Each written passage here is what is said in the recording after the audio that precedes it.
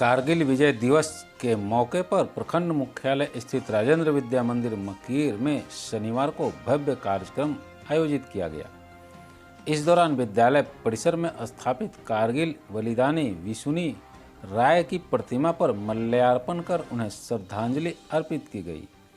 तत्पश्चात कार्यक्रम की शुरुआत विद्यालय की संगीत शिक्षिका संतोषी कुमारी एवं छात्राओं द्वारा स्वागत गान से हुई।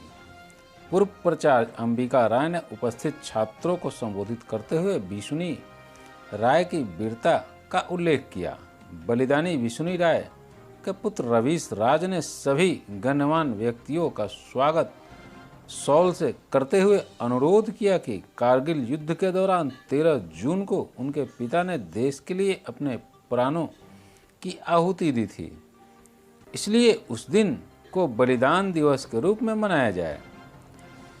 इस मौके पर मौजूद पूर्व प्राचार्य रामदयाल शर्मा ने कहा कि बलिदानी विसुनी राय जिले के एकमात्र ऐसे वीर थे जिन्होंने दुश्मन का सामना करते हुए अपने प्राणों को देश के लिए न्यौछावर किया। श्रद्धांजलि कार्यक्रम में थानाध्यक्ष प्रमोद कुमार, रामदयाल शर्मा, अंबिका राय, नगीना राय, डॉक्टर सियाराम शर्मा, शिक्षक वीरेंद्र कुमार मंडल, संजीत राय एवं बलिदानी विसुनी राय के पुत्र रवीश राज सहित कई गण्यमान्य लोग एवं विद्यालय के शिक्षक मौजूद थे।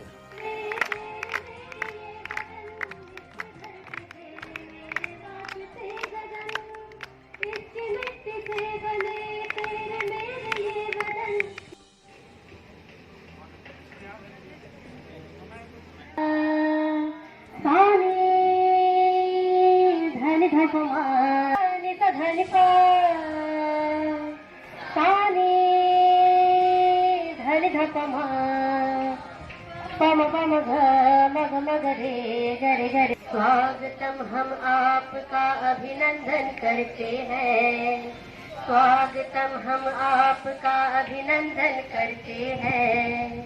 जीवन को प्यार और खुशियों से भरते हैं। स्वागतम स्वागतम स्वागतम।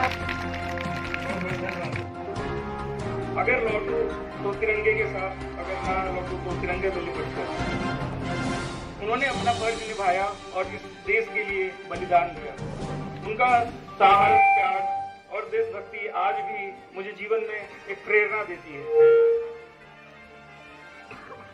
मेरे लिए कारगिल सिर्फ एक युद्ध नहीं है, एक मेरे पापा का, फैमिली का वीरता की कहानी है।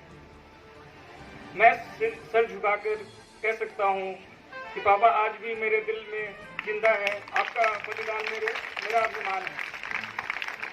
और मैं यहाँ पे बहुत ही जो भी यहाँ पे संस्थापक हैं विद्यालय के और हमारे सर अंबिका राय और मनोज सर, इन लोगों के कारण यहाँ पे आज कारगिल दिवस मनाया जा सका है। और स्कूल के जो भी मैनेजमेंट है, मैं चाहता हूँ कि मेरे पापा कारगिल शहीद विष्णु राय, उनका शहादत दिवस भी मनाया जाए 13 जून को। हमारी बात हुई है, हमने एक प्रस्ताव रखा है और 13 जून को कारगिल विजय दिवस की सभा को संचालन कर रहे हैं। और इस सभा की उनके साथ हैं मंचासीन हैं श्री मास्टर साहब, उनके साथ अन्य जो मंचासीन लोग हैं डॉक्टर सियाराम शर्मा जी, पत्रकार एवं छायाकार बंधुओं तथा मेरे सामने बैठे भारत के भविष्य। आज का जो दिन है वह वाकई भारत के सेना का पराक्रम और शौर्य की गाथा है। आप सबने सुना, मेरे पूर्व के वक्ताओं ने बताया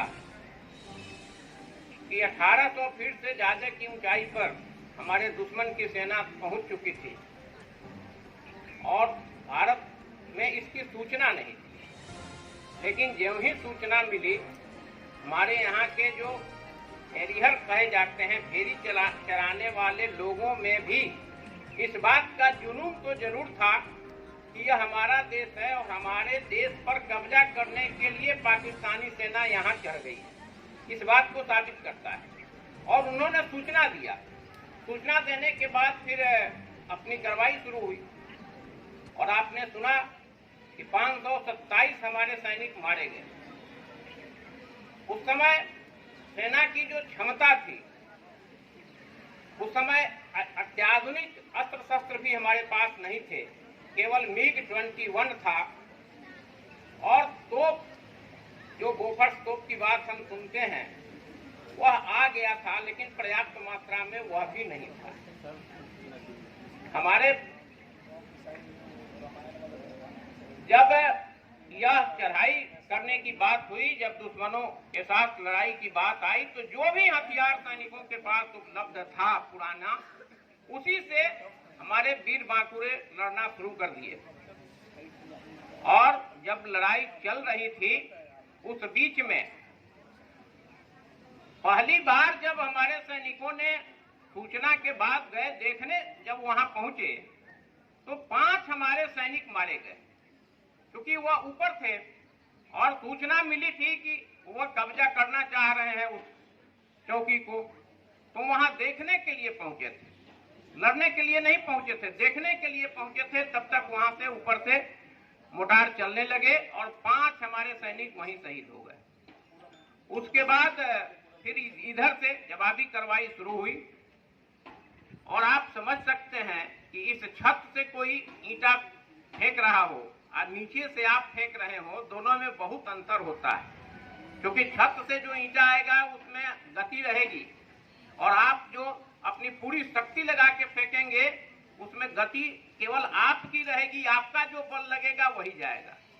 तो ऊपर से गोले बारूद, गटार, मोटार जो भी चले आ रहे थे, हमारे सैनिकों को क्षति पहुंचा रहे थे, लेकिन हमारे सैनिकों ने हार नहीं मानी और बढ़ते गए। उसी में किसी विद्यालय के पूर्व छात्र, हम सब के बीच रहने वाले विष्णु राय जी भी थे। 27 तोप जब लगाए गए थे, उसमें एक तोपची हमारे विष्णु राय जी भी थे और उस तोप से युद्ध का संचालन कर रहे थे और उस तोप चलाने में ही उन्हें भी एक गोला लगा और वे शहीद हो गए।